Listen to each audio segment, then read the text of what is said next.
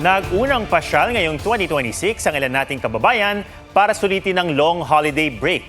May mga nagpalamig sa Baguio at Tagaytay, habang beach activities naman ang sadya sa Boracay. May report si Bam Alegre. Tila all roads lead to Baguio ngayong unang araw ng 2026. Marami kasi ang nais sulitin ng mahaba-habang holiday break, gaya ni Bri Abadiano. Kasi sa amin mainit, so hindi ko laging nararanasan na ganito yung weather. So kahit malamig, sinusulit namin sa pamamasyal dito. Diba? Yung fur baby mo? Feeling ko nag-enjoy naman siya. Anong name niya? Nagigising niya lang, Snow. Pangginawan talaga. Sinusulit yung lamig kasi siyempre alam naman natin pagbalik sa Metro Manila, iba na yung temperatura. So most likely, enjoy natin yung lamig ngayon dito sa Baguio habang nandito pa tayo. May mga maagang gumising para pumasyal sa ilang tourist attraction tulad ng Children's Park. First time, so grabing favor ng Panginoon na abot kami rito. At kaso lang, sarado.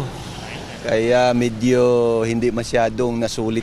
Mula norte, biyaheng south naman ng ilan nating kababayan para rin sulitin ang malamig na klima sa Tagaytay. Bumulaga sa mga bakasyonista ang malalang traffic papunta sa mga sikat na pasyalan na punuan na rin. Kaya para-paraan na lang sila para makapag-enjoy sa bagong taon. Gutom na po kami. Gutom na po kami. Sobrang layo ng biyahe.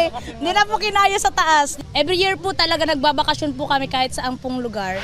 Ang ilan piniling sa beach mag-holiday break. Kahit pagod pa sa masayang New Year's Eve party by the beach kagabi, in-enjoy pa rin ng mga bakasyonista ang isla ng Boracay.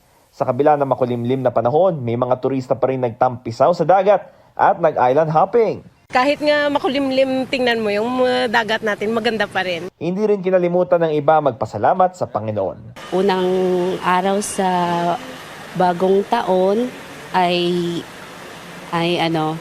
si Lord yung unahin natin.